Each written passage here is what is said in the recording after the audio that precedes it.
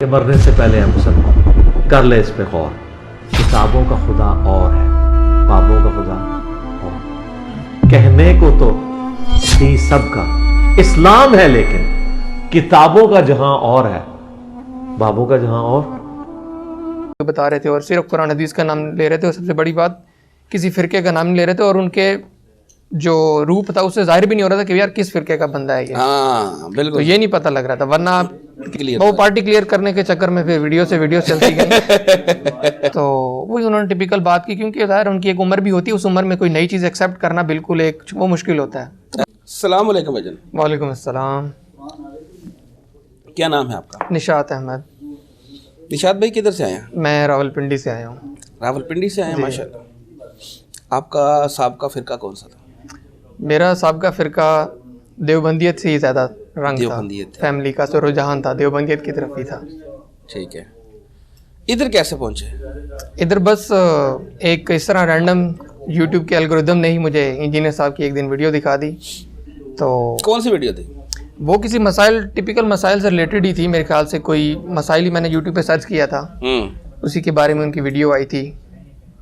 और बस फिर देखा, थोड़ा बहुत देखते देखते कि यार बंदा तो बातें ठीक कर रहा है।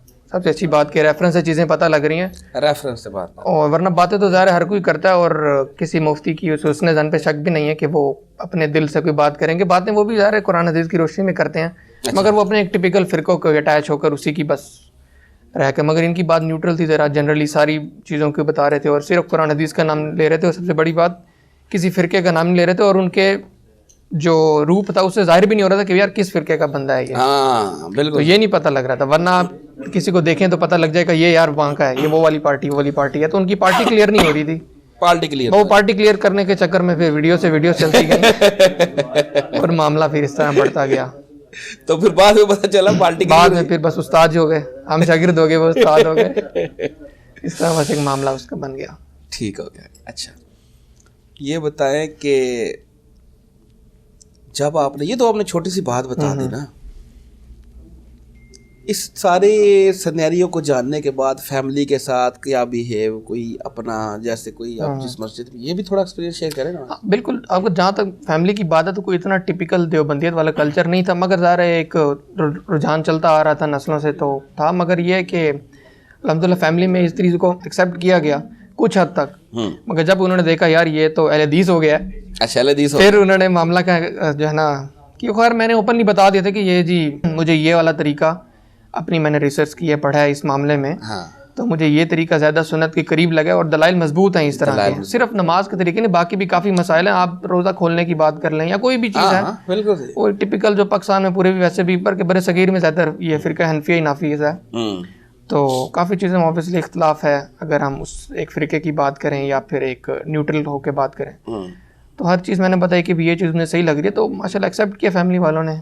थोड़ा बहुत उन्होंने कहा कि नहीं ऐसी बात नहीं है, कि मतलब हमारा जो सिस्टम चलता आ रहा है वो भी गलत नहीं थे, हमारे बुजुर्ग वगैरह। अच्छा, तो मगर मैंने कहा ठीक है, मैं उनको गलत नहीं कह रहा, कोई गुंजाइश निकलती होगी, मगर मुझे ये सुन्नत के करीब ज़्यादा लग रहा है तरीका। बिल्कुल तसल्ली मेरी इस पर ज़्यादा हो रही है। तो उन्होंने भी वेलकम किया इस तरह, कोई मुझे अल्हम्दुलिल्लाह ज़ोर ज़बरदस्ती नहीं करनी पड़ी या कोई फाके नहीं करने पड़े घर में। बड़ी बात है माशाल्लाह, क्योंकि पढ़े लिखे माशाल्लाह फैमिली है मेरी।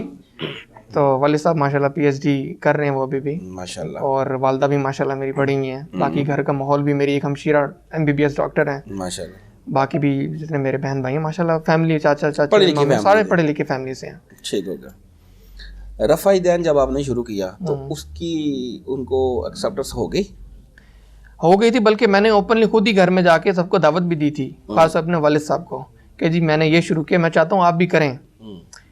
तो वही उन्होंने टिपिकल बात की, क्योंकि ज़ाहिर उनकी एक उम्र भी होती है, उस उम्र में कोई नई चीज़ एक्सेप्ट करना बिल्कुल एक वो मुश्किल होता है। तो मैंने बहुत जोर नहीं दिया, बस मैंने कहा ये आप भी करें, मैं चाहता हूँ बल्कि, और मैं चाहता हूँ आप खुद चीज़ों को पढ़ें, इसलिए मुसलमान बने कि ये दीन हक है, इसलिए ना बने हमारे जाना बाप दादा भी मुसलमान थे, इस्लाम उन्होंने कबूल किया हुआ था।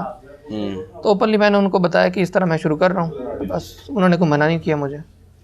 अच्छा, अभी की उनकी क्या पोजीशन है, वो कर रहे हैं कि नहीं कर रहे हैं? नहीं, अभी तक तो खैर मैं ही कर रहा हूँ। अच्छा, मगर ये कि कोई समझाते रहते हैं टाइम टू टाइम। नबी की नमाज का तरीका तो ये है, जो कुरान हदीस की रोशनी में बात है वो क्लियर करते हैं। कभी थोड़ी बहुत बहस भी हो जाती है, कभी हम उन्हें बड़ा समझ के दरगुजर कर देते, जाने जी, देते, जी, चलो सारी बात ठीक है, है, वो कर इतना, क्या सकते हैं। क्योंकि वो ज़ाहिर है कोई ऐसे तो नहीं है ना किसी एक चीज़ को, वो भी अपने हुस्न ज़न तो उनका भी मतलब उनकी नीयत तो उनकी भी अच्छी है ना, नीयत हाँ, पे तो जाहिर शक नहीं कर सकते हम उसकी। ठीक हो गया। और ये बताएं कि फैमिली वालों का रवैया कैसा था ये चेंजिंग देख के? जारी बात है चेंजिंग देख के मुझे कुछ फैमिली वालों ने, एक दो बंदे ने ये कहा था कि भाई यार हम भी मुसलमान हैं, तो किधर जा रहे हो? मैंने कहा यार मैं तो मुसलमान हूँ, सादा सा मुसलमान हूँ, कहीं भी नहीं जा रहा। तो मुझे कहते जी हम काफिर हैं। मैं कहा नहीं, ऐसी बात नहीं है, मैं बस सादा सा मुसलमान बन गया हूँ, अच्छा कोई इस तरह किसी फिरके का नहीं हूँ मैं, ना कोई हनफी हूँ ना बरेलवी हूँ, अच्छा कुछ नहीं, बस सादा सा मुसलमान हूँ मैं, और कुछ भी नहीं हूँ।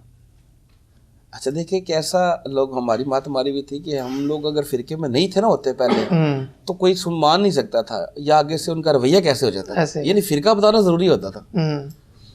ठीक हो गया। चलो जी, जज़ाकल्लाह चलो भैया, जी, माशाअल्लाह। बहुत शुक्रिया। और फिरकों की दुकानें बंद, द डैमेज डन।